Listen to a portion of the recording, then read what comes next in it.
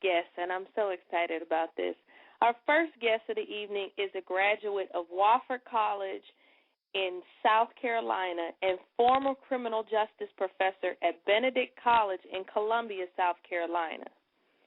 He's working to change the way young black men are viewed and, more importantly, how they view themselves. His weapon of choice, information. He is currently a PhD candidate at the University of Delaware. His research study entitled Contextualizing Black Boys, Use of a Street Identity, Why Black Boys Use Street Life as a Site of Resiliency in High School, a 7-part series you can view on YouTube, is an in-depth look into the mind of today's youth as it relates to their fascination and emulation of street life and how it's related to the educational system. This member of Omega Psi Phi Fraternity Incorporated is truly one of the most extraordinary men I have ever met in my life, and he is here today to talk about his life, his research, and his future. Please welcome to the show my great friend, Mr. Soon-to-be Dr. Brian Chad Starks is in the building. Hey, Brian. Hey, Gail, what an intro. I do appreciate that.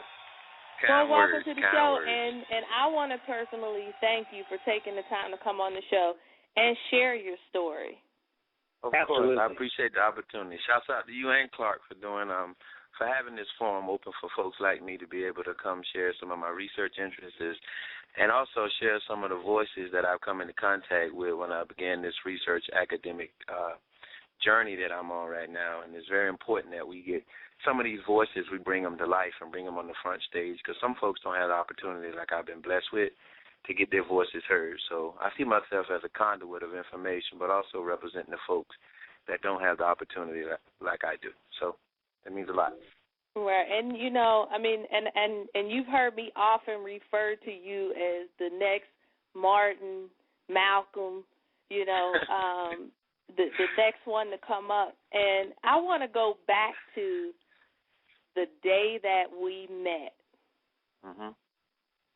And the first time I saw you, there was this man, this dark-skinned man. He had street clothes on. He had dreads down to his shoulders.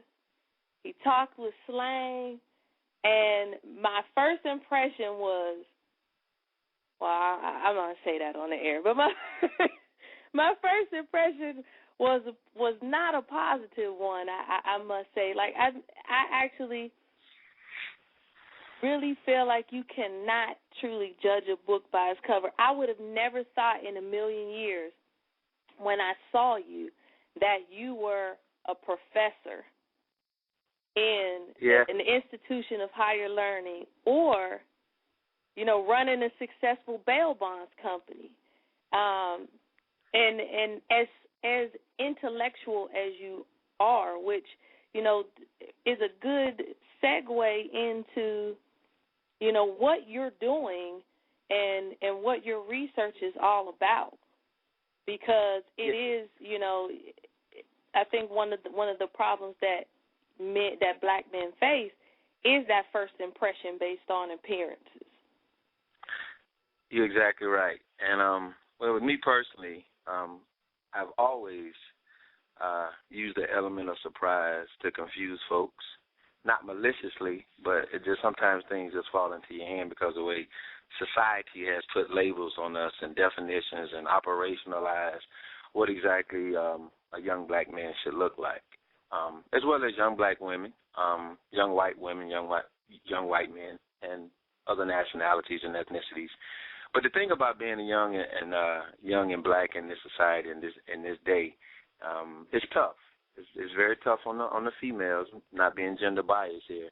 But a young black male has to deal with the historical analysis of what we represent in society back then, now, and what we will represent in the future.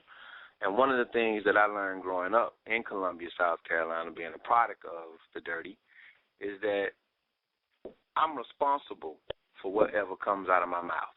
as a young black man. So one thing that I was very, very focused on doing, and I had great teachers, fill up your head before you open your mouth, and the rest is history. It's almost like a Lil Wayne analogy. He's not the best rapper, but what he does is he floods the gate with great work. He continues. When you can do 200 songs in a year, then they're going to be forced to listen to you. I pushed the envelope, and I pushed the envelope through education to force people that I wouldn't have an opportunity to hear my voice to actually listen to me. And I think that's a gift.